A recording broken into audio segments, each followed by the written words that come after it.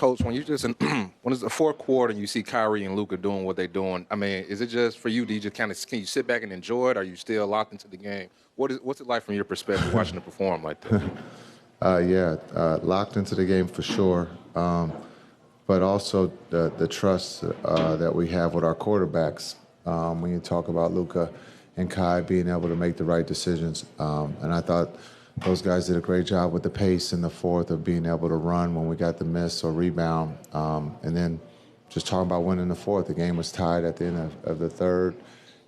Everybody just stayed together. We got some great stops.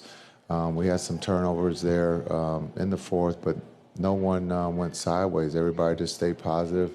And, again, the trust of Luka and Kai with the ball, they made some great plays. Finding teammates, but also being able to knock down shots when we needed them.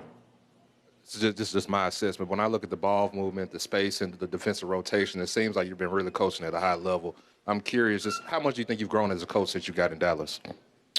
Yeah, as much as we talk about players, coaches grow, coaches get better. The more time they're around the game. For me, I'm trying to get better each day, watching film, coming up. My staff has done an incredible job of getting the guys ready. And so, for me, when the season's over, I'll look back to see what I have to improve on. But there's always growth for a coach and players. But we talk about the players. This is a players' league, not a coaches' league. JK, what's the concern level with Lively at this point? And it was announced in next sprain. Yeah. Are there any concerns about a concussion? No. First, it was announced it was the next sprain, so we'll see how he feels tomorrow. Coach Kidd, Jaden Hardy is someone who you've employed as kind of that third.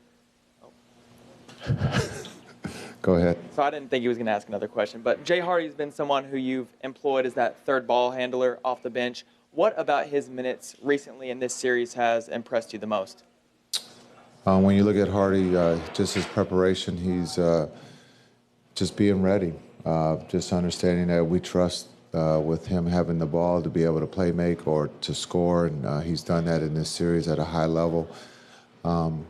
He's also part of the special teams defensive group, so just looking at his growth, and he's grown up extremely fast in this playoff series, but just understanding he's picking up a teammate maybe that isn't playing well, and so again, he's doing it at a high level, and there's a lot of trust with his teammates and coaches when he's out there. Hey, Jason. Anthony Edwards got hot in the third quarter, but in the fourth quarter, y'all were able to hold him to 4 points. What was your assessment on the team's defense in containing him late in the game? Yeah, I thought the group did a great job. He expended a lot of energy in that third, and we felt we were in a good seat, even though we gave up the lead. It's tied. He played almost the whole game. Ant's an incredible player. He's going to put a lot of pressure on your defense, and he did that in the third. I thought again in the fourth, the group did a good job. Team defense of trying to make it hard on them. And again, we got fortunate that they missed some shots, and then we were able to capitalize that on the other end. And you always talk about the leadership of Luka and Kai. How do you, as a coach, balance, between letting your leaders lead and then also stepping in and giving guidance to the team?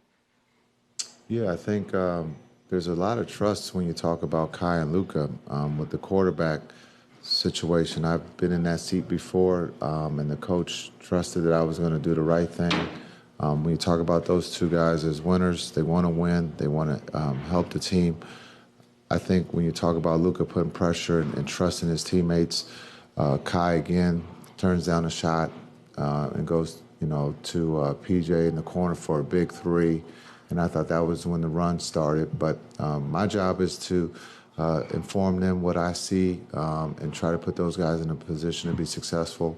But they do the heavy lifting. I get to sit there and watch. And so, but they're doing it at a high level, and we got to continue. We, again, haven't done anything.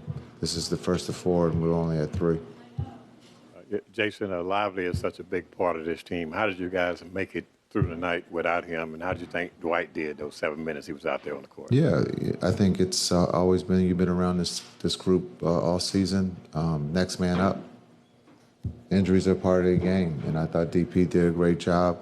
Understand we went small there for a little bit, but I thought DP came in, hadn't played in a while, knocked down some free throws, was aggressive on the defensive end, had a good look on the offensive end, didn't go down for him. But if Lively's out, DP's going to be ready to play, and we trust him. What did you guys do from a defensive standpoint there in the fourth quarter when you held them to 20 points? Yeah, I think sometimes you look at the defense, we're trying to protect the paint. Also, we're trying to guard the three-point line. Minnesota is a very good team, and they can, stretch you out. And I thought the extra effort tonight was at a high level. And again, our defense wasn't perfect, but we got the misses when we needed to and got the rebound. And that's the big thing we've talked about as a group. Our defense we feel is pretty good, but a lot of times we come up and we don't get the defensive rebound. But I thought tonight in the fourth quarter we did a really good job. Jason, you just mentioned the small ball. What were you seeing when you chose to go to that early in the fourth quarter? Then what were you thinking? What were you seeing when you went back to Gafford as the main center?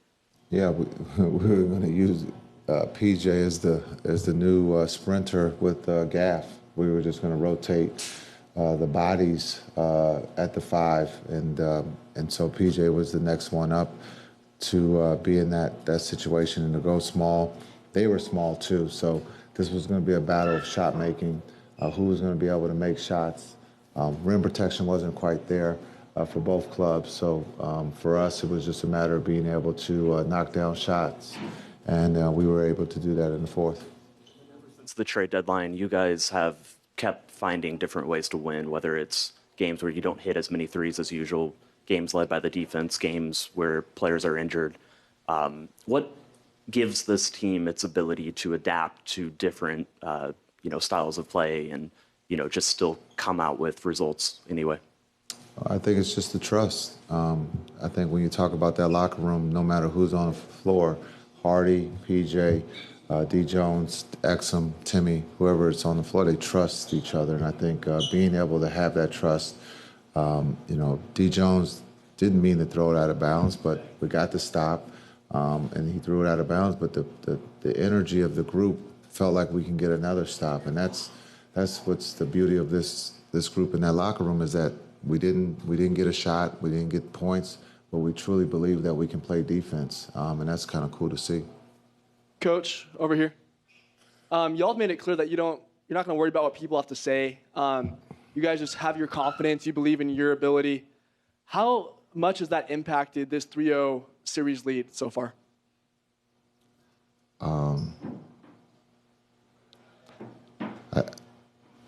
We're just playing the game. We're trying to go out and win and put our best foot forward. We're playing a very talented and well-coached Minnesota team. I don't think we're on any platforms reading. We're just actually a group that loves to play the game of basketball on the biggest stage. So we leave it to you guys to write the stuff and talk about it. We just answer the questions and we keep it moving. And that's what's kind of cool about this group. Jason, Kyrie and Luka both had 30-plus tonight. Third time this postseason they've had in the same game. That hasn't been done with the backcourt in about 50 years. Not all star pairings work. In your mind, why does this combination just seem to work so well? Well, I think when you talk about maturity, skill set, they fit. Kai's been around the block. He's been with great players. He doesn't mind being second or 1B. You just don't find that a lot of times in this league, and understanding that he will show when he needs to show, and he's done that with Luka this season. He's patient. He's calm. His energy is in a positive place. He loves Dallas. He loves this group of guys. He's mentoring the younger guys of what it means to be a pro. So, there's a debate out there. Is this the best backcourt in NBA history? It's kind of cool. Doesn't happen all the time. So